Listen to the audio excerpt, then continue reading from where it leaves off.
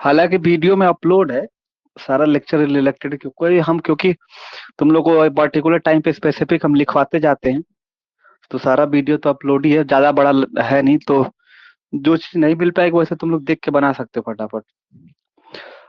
चलो, हालांकि यहाँ पे देखेंगे क्या, सेंट्रल डोगमा। देखो, हालांकि जो मैंने जेनेटिक्स की लेक्चर सीरीज चालू की है ना, अगर इसको सबसे पहले देखा जाए, पहले तो हम चेक कर लेना रिकॉर्डिंग हो रही कि नहीं। हाँ, ठीक है।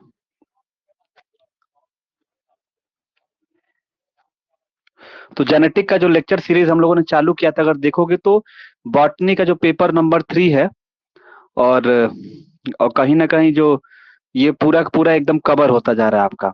ठीक है, अलग से आपको जो भी कुछ पढ़ना है, बस बस पेपर नंबर 2 के अंदर हम इकोलॉजी पढ़ा देंगे तो कंप्लीट हो जाएगी बॉटनी का भी सिलेबस। हालांकि वहां पे भी सेंट्रल डोगमा और प्रोटीन सिंथेसिस है, और यहाँ पे भी है। तो कहीं ना कहीं जो भी हम लोगों ने टॉपिक्स पढ़ा, अगर नोट्स बनाया होगा, तुम लोगों ने देखा होगा लिंकेज क्रॉसिंग ओवर आपका बॉटनी में भी था, आपका यहाँ पे भी था। ठीक है ना। तो चलिए, सेंट्रल डोगमा क्या होता है, और सेंट्रल डोगमा क्या होता है, और इसी को हम लोग प्रोटीन सिंथेसिस के नाम से भी जाना जाता है। तो ग्रुप में आपको मैंने 2 पीडीएफ दिया है, ठीक है ना। 2 पीडीएफ आपको हम ग्रुप में भेजे हैं। आप किसी कोई भी एक यूज कर सकते हो, चाहे आप दोनों का यूज करके अपना नोट्स बना लो। बस तुम्हें ये समझ में आ जाए कि क्या होता है। सेंट्रल डोगमा पूछेगा तो भी आपको एक ही आंसर लिखना है, अगर प्रोटीन सिंथेसिस पूछेगा तो भी आपको एक ही आंसर लिखना है। ठीक है प्रियांशी सिपांजलि। तो आपको पता है कि प्रोटीन सिंथेसिस को ही हम लोग सेंट्रल डोगोमा के नाम से जाना जाता है, जिसके अंदर क्या होता है, डीएनए जो हमारा होता है ट्रांसक्रिप्शन के थ्रू आरएनए बनता है, और आरएनए के थ्रू क्या होता है, ये इरिवर्सिबल होता है। मतलब ट्रांसक्रिप्शन होता है, मतलब आरएनए से जब डीएनए बनता है, डीएनए से आरएनए बनता है, तो हमारा ट्रांसक्रिप्शन बोलता है होता है, और जब आरएनए से हमारा प्रोटीन बनता है तो उसको ट्रांसलेशन के नाम से जाना जाता है। ठीक है, तो इसी को हम लोग प्रोटीन सिंथेसिस के नाम से भी जाना जाता है, या सेंट्रल डोगोमा के नाम से जाना जाता है। ठीक है, यहाँ तक कोई दिक्कत कोई परेशानी? तो आपको अगर क्वेश्चन पेपर में पूछा जाएगा, किसी भी दोनों नाम अगर दे, दोनों में से कोई एक नाम पूछता है, तो आपको आंसर सेम ही लिखना है, कोई दिक्कत की बात नहीं है। तो सबसे पहले यहाँ पे आते हैं कि सेंट्रल डोगोमा होता क्या है। ठीक है, और उसके बाद हम आपको फिगर में बताएंगे कि प्रोटीन का सिंथेसिस कैसे होता है। यहाँ पे देखो, मॉलिक्यूलर बायोलॉजी के अंदर जो सेंट्रल डोगोमा है, आप एक बेसिकली फ्लो चार्ट के थ्रू दिखाते हो कि जब जेनेटिक इंफॉर्मेशन डीएनए से आरएनए जाता है, आरएनए से प्रोटीन जाता है, तो इस फ्लो चार्ट को, या फिर इस जेनेटिक इंफॉर्मेशन का जो ट्रांसफॉर्मेशन होता है या जो ट्रेवल होता है, कहाँ से, डीएनए से आरएनए, आरएनए से प्रोटीन, या फिर डीएनए से प्रोटीन का सिंथेसिस होना, इसी प्रोसेस को, इसी इंफॉर्मेशन को हम लोग बेसिकली सेंट्रल डोगमा के नाम से जानते हैं। ठीक है, तो यहाँ पे लिखा है कि in molecular biology central dogma illustrate the flow of genetic information from DNA to RNA, RNA to protein, and it is defined as the process in which the information in DNA is converted into the functional product. ठीक है, जो मैंने आपको हिंदी में बताया वही चीज यहाँ पे लिखी हुई है। तो मॉलिक्यूलर बायोलॉजी के अंदर जो सेंट्रल डोगमा के अंदर आपको क्या देखने के लिए मिलता है कि जेनेटिक इंफॉर्मेशन डीएनए से आरएनए, आरएनए से प्रोटीन आपको बेसिकली फ्लो होते हुए, बेसिकली आपको आगे की तरफ दिखाई देती है। ठीक है, फिर इसमें सेकंड पैराग्राफ में देखेंगे, it is suggested that the information present in the DNA is essential to make up all protein. तो ये कह रहा है कि, ये बता रहा है इसके बारे में कि भैया जो इंफॉर्मेशन डीएनए के अंदर प्रेजेंट है वो काफी इंपॉर्टेंट है, काफी एसेंशियल है, ताकि प्रोटीन का सिंथेसिस हो सके। ठीक है, तो बेसिकली आप कहोगे कि चाहे डीएनए से आरएनए बन रहा है, आरएनए से प्रोटीन बन रहा है यहाँ पे प्रोडक्ट में, तो कहोगे कि यहाँ पे आरएनए का काम क्या है, तो कहोगे कि आरएनए एक मैसेंजर की तरह एक्ट करता है। ठीक है ना, आरएनए क्या करता है कि मैसेंजर की तरह एक्ट करता है, मतलब एक इंफॉर्मेशन को कैरी करता है, किसकी मदद से, तो राइबोसोम की मदद से इंफॉर्मेशन को कैरी करता है, और आगे प्रोटीन का सिंथेसिस होता हुआ दिखाई देता है। तो सेकंड पैराग्राफ में यही लिखा है कि it is suggested that information present in the DNA is essential, जो डीएनए के अंदर इंफॉर्मेशन, जेनेटिक इंफॉर्मेशन प्रेजेंट है, वो एसेंशियल है to make up all protein. और यहाँ पे जो आरएनए होता है एक मैसेंजर की तरह एक्ट करता है, जो कि अपने साथ कैरी करता है इंफॉर्मेशन, अपने साथ इंफॉर्मेशन कैरी करता है थ्रू राइबोसोम्स। ठीक है, यहाँ तक कोई दिक्कत कोई परेशानी? सबसे पहला पैराग्राफ में आपने देखा सेंट्रल डोगोमा क्या होता है, जेनेटिक इंफॉर्मेशन कैसे आगे की तरफ फ्लो होती है। फिर दूसरे पैराग्राफ में आपने देखा कि डीएनए कैसे एसेंशियल है प्रोटीन के सिंथेसिस में, आरएनए का काम क्या है, मैसेंजर की तरह काम करना, और ये जेनेटिक इंफॉर्मेशन होता है वो राइबोसोम के थ्रू कैरी करना। ठीक है, यहाँ तक कोई दिक्कत कोई परेशानी?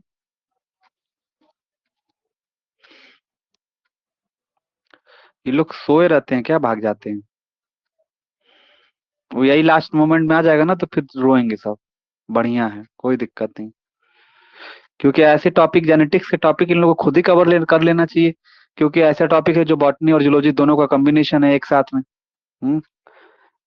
और बाद में रिकॉर्डिंग बैठ के देखते हैं सब। कौन कौन रिकॉर्डिंग देखता है, पूरा चार्ट लिस्ट बन के आती है वहां पे एप्लीकेशन में। चलो, सेंट्रल डोगोमा का डेफिनेशन क्या है? Central dogma is the process in which the genetic information flow from DNA to RNA and to make a functional product protein. तो अब इसके पहले वाले पैराग्राफ में हमने देखा था ना कि जो भी जेनेटिक इंफॉर्मेशन होता है डीएनए के अंदर प्रेजेंट रहता है वो काफी इसेंशियल रहता है प्रोटीन सिंथेसिस के लिए। और आरएनए यहाँ पे एक मैसेंजर की तरह काम करता है, और यहाँ से जो भी जेनेटिक इंफॉर्मेशन कैरी करता है तो किसके थ्रू, क्या जरिया है, किसके थ्रू लेके जाता है, तो राइबोसोम की मदद से हमारा इंफॉर्मेशन कैरी करता है। फिर आपने यहाँ पे लिखा कि सेंट्रल डोगोमा का डेफिनेशन हेडिंग डाल के बताओगे कि सेंट्रल डोगोमा एक ऐसा प्रोसेस है जिसके अंदर जो जेनेटिक इंफॉर्मेशन होती है फ्लो होती है डीएनए से आरएनए की तरफ, ताकि फंक्शनल प्रोटीन का सिंथेसिस हो सके, फंक्शनल प्रोटीन बन सके। ठीक है, तो यहाँ पे देखो इसका फिगर, यहाँ पे सेंट्रल डोगोमा का डीएनए से आरएनए, आरएनए से प्रोटीन। तो यहाँ पे देखो डबल स्ट्रैंड डीएनए है, तो ये रिवर्स ट्रांसक्रिप्शन भी देखने के लिए मिलता है। तो यहाँ पे ट्रांसक्रिप्शन दिखाओगे मतलब डीएनए से आरएनए बनता है, आरएनए से भी डीएनए बन जाएगा। तो अगर डीएनए से आरएनए बनता है उसको ट्रांसक्रिप्शन बोलते हैं, अगर आरएनए से प्रोटीन बनता है तो ट्रांसलेशन बनते हैं। तो यहाँ पे डीएनए डबल स्टैंड से सिंगल स्टैंड आरएनए बन रहा है, फिर आरएनए से हमारा प्रोटीन का सिंथेसिस हो रहा है। ठीक है, ये हमारा सेंट्रल डोगोमा का स्ट्रक्चर है, या फिर ये बोल सकते हो प्रोटीन सिंथेसिस का स्ट्रक्चर है। ठीक है, और जो डीएनए बनता है वो किसके वजह से बनता है, रेप्लिकेशन की मदद से बनता है। ठीक है, तो कोई डीएनए से अगर आरएनए बनता है या आरएनए से अगर कोई डीएनए बनता है तो उस स्टेप को बोलते हैं ट्रांसक्रिप्शन। और आरएनए से अगर प्रोटीन बनता है तो उसको क्या बोला जाता है, ट्रांसलेशन के नाम से जाना जाता है। ठीक है ना? तो बताओगे कि अब यहाँ पे बताओगे कि सेंट्रल डोगोमा क्या होता है, हेडिंग डाल के। पहले तो आपने मॉलिक्यूलर मतलब कि बायोलॉजी में आपने क्या पढ़ते हैं उसको आपने एक्सप्लेन किया, नॉर्मल से आपने डेफिनेशन लिखा। अब प्रॉपर वे में बताओगे कि क्या होता है। What is central dogma? Central dogma illustrate the flow of genetic information in cell। जाहिर सी बात है, आपने बताया कि भाई एक सेल ही के अंदर तो जेनेटिक इंफॉर्मेशन जो फ्लो हो रही है, तो कहा कहोगे कि central dogma illustrate the flow of genetic information in cell, the DNA replication and the coding for RNA through the transcription process and further RNA codes for the protein by the translation। तो वही चीज एक line में आपको बता दिया है कि सेंट्रल डोगमा ये हमें क्या बताता है कि फ्लो ऑफ जेनेटिक इंफॉर्मेशन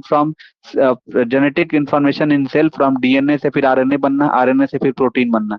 तो यही कह रहा है कि जब डीएनए का रेप्लिकेशन होता है तो फिर यहाँ पे कोडिंग देखने के लिए मिलता है आरएनए में। ठीक है, तो ये कोडिंग किस कैसे होती है, तो ट्रांसक्रिप्शन होता है जब डीएनए से आरएनए का, तब फिर आगे चल के जैसे जेनेटिक इंफॉर्मेशन फ्लो करती है तो आरएनए जो होता है कोड करता है प्रोटीन के लिए, यानी कि प्रोटीन का सिंथेसिस करता है। कोड मतलब आगे आरएनए कोड फॉर प्रोटीन, मतलब ये क्या कहने का मतलब है, कहने का मतलब कि हमारा प्रोटीन का सिंथेसिस हो रहा है किसके मेथड से, तो ट्रांसलेशन के प्रोसेस से। फिर यहाँ पे बताओगे द कॉन्सेप्ट ऑफ फिर यहाँ पे बताओगे the concept of sequence of interaction can be understood through the framework.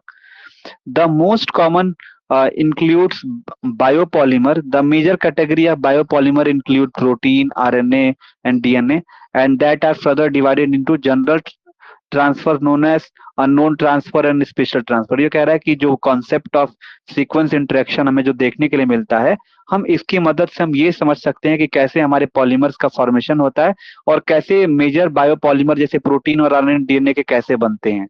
तो उनको हम लोग बेसिकली छोटे छोटे पार्ट में डिवाइड करके हम इसको देख सकते हैं। ठीक है, अब यहाँ पे क्या हो रहा है, ट्रांसफर ही तो हो रहा है, कैसे जेनेटिक इंफॉर्मेशन ट्रांसफर हो रहा है और एक पॉलीमर का फॉर्मेशन हो रहा है। ठीक है, या बायोपॉलीमर का फॉर्मेशन हो रहा है। ठीक है, तो यहाँ पे देखेंगे the special transfer occur in an exceptional cases in laboratory. General transfer occur in almost all the cell। तो ये कह रहा है कि जो स्पेशल ट्रांसफर होता है हमको लेबोरेटरी के अंदर देखने के लिए मिलता है, लेकिन ये जो जनरल ट्रांसफर होता है हमें सेल के अंदर दिखाई देता है। तो मतलब ये क्या सेल के बारे में मतलब क्या कह रहा है यही कि जो सेल के अंदर जो हमें देखने को मिल रहा है कि जैसे कैसे जेनेटिक इन्फॉर्मेशन डीएनए से आरएनए में जा रहा है और आरएनए से कैसे प्रोटीन सिंथेसिस हो रहा है। तो यहीं पे बताया गया कि it describe the regular flow of information through transcription and translation. तो वही बता रहा है कि हमें यही बता रहा है कि कैसे जनरल ट्रांसफर होता है, कैसे रेगुलर फ्लो होता है जेनेटिक इन्फॉर्मेशन का ट्रांसक्रिप्शन की मदद से पहले, फिर बाद में ट्रांसलेशन की मदद से। ठीक है, तो यहाँ पे कोई अननोन ट्रांसफर यहाँ पे देखने के लिए नहीं मिल रहा है, बल्कि हमको जनरल ट्रांसफर और नोन ट्रांसफर देखने को यहाँ पे मिल रहा है। इसी को हम लोग सेंट्रल डोगोमा के नाम से जानते हैं। ठीक है, और यहाँ पे देखो अब डीएनए कैसे रेप्लिकेशन होता है, तो कहोगे डीएनए ये सेमी कंजर्वेटिव रेप्लिकेशन शो करता है। डबल स्ट्रैंड कैसे बनता है, तो सेमी कंजर्वेटिव रेप्लिकेशन की मदद से। जो मेसेंजर स्टाइल में आप लोगों ने एक्सपेरिमेंट में ये फिगर देखा होगा, तो यही कह रहा है कि नया जो डीएनए स्ट्रैंड बनता है वो सेमी कंजर्वेटिव रेप्लिकेशन की मदद से बनता है। नया स्ट्रैंड इसी की मदद से सिंथेसाइज होता है।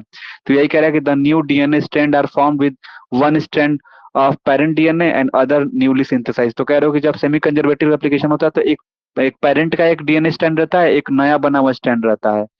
ठीक है, तो मतलब जब भी इसका सेमी कंजर्वेटिव रेप्लिकेशन होता है तो फाइनल प्रोडक्ट में आपको एक पुराना वाला स्ट्रैंड रहता है, एक नया वाला स्ट्रैंड रहता है।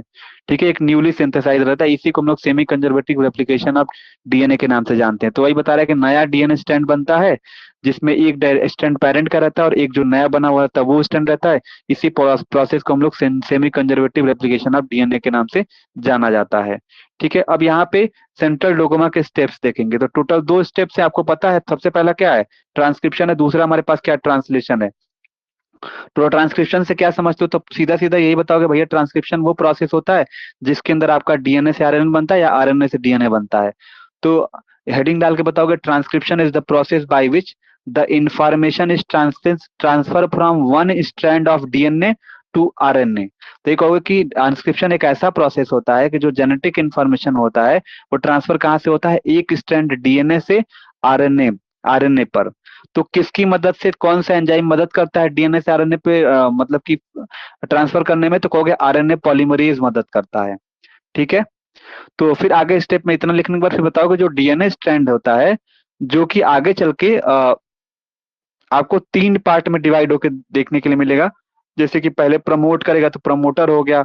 ऐसे स्ट्रक्चरल जीन होता है ना जिसमें 3 स्टैंड टू 5 स्टैंड, फिर 5 स्टैंड टू 3 स्टैंड। तो मान लेते हैं कि हमारे पास क्या जेनेटिक इन्फॉर्मेशन है, तो प्रमोटर एक बार यहाँ पहुंचाया, फिर यहाँ पहुंचाया, फिर यहाँ पहुंचाया। ठीक है ना, तो ये होता है ना कि स्ट्रक्चरल जीन के अंदर प्रमोटर रहता है, फिर यहाँ पहुंचाता है, लास्ट में टर्मिनेट हो जाता है। तो यही कहने का मतलब यहाँ पे ये कह रहा है कि डीएनए स्ट्रैंड जो होता है वो एक ऐसा प्रोसेस होता है कि 3 प्रोसेस से गुजर के जाता है। 3 पार्ट में होता है मेनली। पहला पार्ट होता है promoter, structural gene and terminator. अच्छा, फिगर देखोगे तो समझ में आ जाएगा। देखो ये फिगर है, देखो जब डीएन देखो यहाँ पे क्या है कि प्रमोटर, पहले स्टार्टिंग में हमारा मॉलिक्यूल यहाँ पे था प्रमोटर। ठीक है, और ये हमारा क्या है, 5 स्टैंड और 5:3 स्टैंड हमारा क्या है, बेसिकली हमारे पास डीएनए का डबल स्टैंड है। तो यहाँ क्या प्रमोटर पहले क्या होगा, प्रमोटर क्या करेगा, जेनेटिक इन्फॉर्मेशन को, देखो यहाँ से कहाँ पहुंच गया, यहाँ पे जा रहा है, यहीं पे जा रहा है ना, मतलब प्रमोटर से टर्मिनेटर एंड पे चला जा रहा है। तो कुल मिला के यहाँ पे एक कहोगे कि यहाँ पे जो ट्रांसक्रिप्शन हो रहा है, तो ट्रांसक्रिप्शन क्या कर रहा है यहाँ पे, देखो ट्रांसक्रिप्शन जैसे हो रहा है तो डीएनए का ना एक टेम्पलेट स्टैंड है और एक हमारे पास कोडिंग स्टैंड है। आगे चल के यही अलग होंगे, अलग होने के बाद ये जब आरएनए बनेगा तो ये सिंगल स्टैंड में कन्वर्ट हो जाता है। ठीक है, तो वही चीज आपको देखने के लिए मिलेगा। तो कहोगे जो डीएनए स्ट्रैंड होता है, DNA strand that synthesise the RNA is called template strand. तो ये कह रहा है जो डीएनए स्ट्रैंड आगे चल के सिंथेसाइज करेगा आरएनए को, उसी को हम लोग टेम्पलेट स्ट्रैंड कह रहे हैं। तो ये कह रहा है कि वो डीएनए का स्ट्रैंड आगे चल के जो हमारा सिंथेसाइज करेगा आरएनए का सिंगल स्ट्रैंड, उसी को हम लोग टेम्पलेट स्ट्रैंड के नाम से जाना जाता है। ठीक है, क्लियर। और जो दूसरा वाला जो रहता है, बाय डीएनए में 2 स्ट्रैंड रहते हैं ना, तो जो आगे चल के आरएनए को सिंथेसाइज करेगा उसको टेम्पलेट स्ट्रैंड बोलते हैं। और जो दूसरा वाला स्टैंड रहता है उसको क्या बोलते हैं, उसको बाकी दूसरे वाले को हम लोग कोडिंग स्टैंड के नाम से जानते हैं। ठीक है, फिर जो डीएनए डिपेंडेंट आरएनए पॉलीमरेज क्या होता है, डीएनए डिपेंडेंट आरएनए पॉलीमरेज क्या करता है, प्रमोटर के साथ बाइंड करता है और रिएक्शन को स्टार्ट करता है और 3:5 डायरेक्शन के अंदर स्टार्ट करता है। ये कह रहा है कि भाई कब बनेगा आरएनए का जो सिंगल स्ट्रैंड बनेगा, टेम्पलेट स्ट्रैंड जो हो रहा है आगे चल के आरएनए बनेगा, वो कब स्टार्ट होगा, कब बनेगा? तो कहोगे कि जब प्रमोटर हमारा क्या करेगा, किसके साथ बाइंड करेगा, तो आरएनए पॉलीमरेज के साथ, आरएनए पॉलीमरेज के साथ बाइंड करेगा और रिएक्शन को स्टार्ट करेगा 3:5 डायरेक्शन में, तब जाके हमारा ये टेम्पलेट स्ट्रैंड बनना चालू होता है। ठीक है। जैसे ही वो अप्रोच करता है टर्मिनेटर सीक्वेंस पे, तो देखो जैसे ही टर्मिनेटर, देखो यहाँ इस तरीके से था ना, 3:5 इन था और ये 5:3 पॉइंट। तो ये कह रहा है कि यहाँ से क्या होगा कि हमारा आरएनए पॉलीमरेज किसके साथ बाइंड करता है, तो आरएनए पॉलीमरेज बाइंड करता है किसके साथ, तो प्रमोटर के साथ, प्रमोटर के साथ बाइंड करेगा। और जैसे ही ये टर्मिनेटर तक पहुंचता है, जैसे ही टर्मिनेटर तक पहुंचता है श्रेया, दीपांजलि, जैसे टर्मिनेटर तक पहुंचता है, तो फिर जैसे टर्मिनेटर तक ये पहुंचता है तो ये नया, जैसे यहाँ पहुंचेगा तुरंत एक सिंगल स्ट्रैंड आरएनए का स्ट्रैंड बना देगा, यानी कि डीआरएनए से आरएनए बना देगा, यानी कि एक नया सिंथेसाइज आरएनए स्ट्रैंड बना देता है। तो वही लिखा है यहाँ, वही बता रहा है भाई, यहाँ पे वही बता रहा है कि जैसे ही अप्रोच करेगा और टर्मिनेटर सीक्वेंस पे पहुंचेगा तो ये टर्मिनेट कर देता है और रिलीज कर देता है नया newly synthesize RNA strand.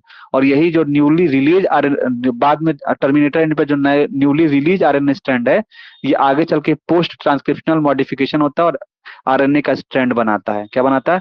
RNA का सिंगल स्ट्रैंड बनता हुआ दिखाई देता है। यही आपका था ट्रांसलेशन, सॉरी ट्रांसक्रिप्शन था। अब देखते हैं ट्रांसलेशन। तो आपको समझ में आया? All of you clear? कुल मिला के आपको क्या हो रहा है कि भाई यहाँ प्रमोटर बाइंड कर रहा है आरएनए पॉलीमरेज के साथ और एक टेम्पलेट स्टैंड बनाने काम कर रहा है, और जैसे ही टर्मिनेटर एंड पे जाता है तो वहां एक न्यूली नया सिंथेसाइज आरएनए का स्ट्रैंड बना देता है, बस।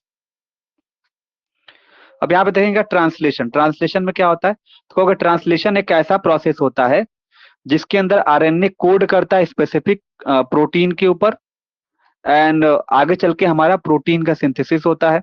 तो कहोगे ट्रांसलेशन एक ऐसा प्रोसेस है, translation is the process by which RNA code for the specific protein and it is an active process which require energy and this energy is provided by the transfer RNA molecule.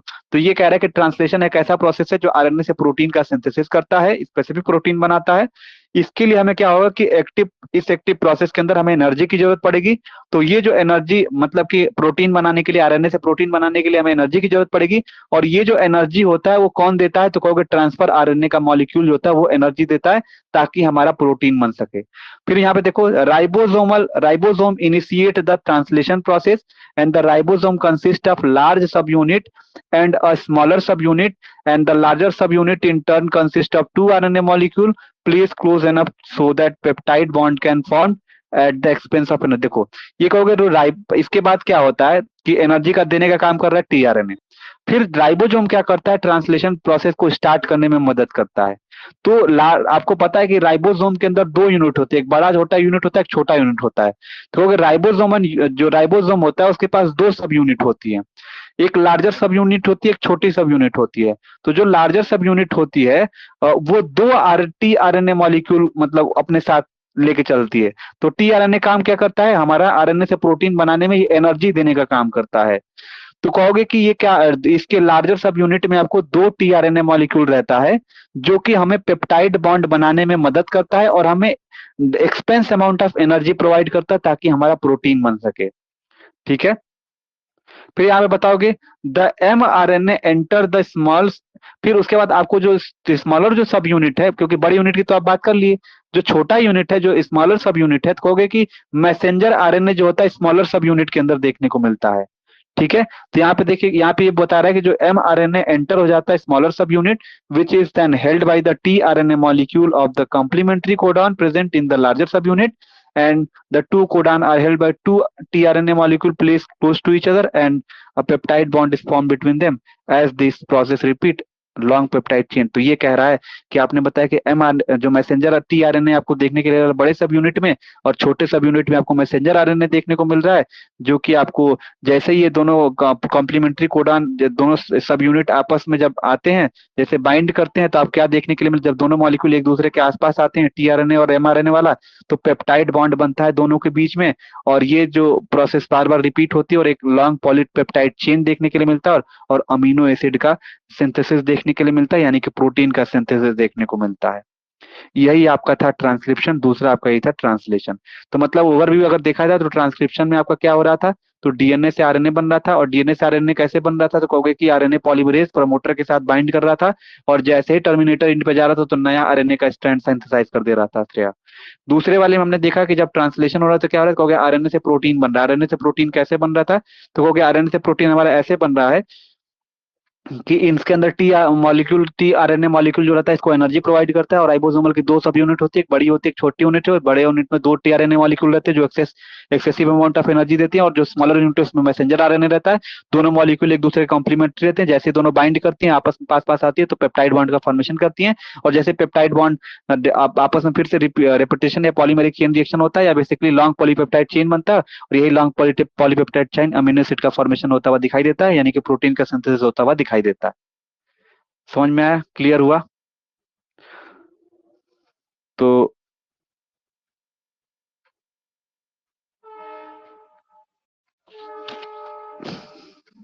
हाँ,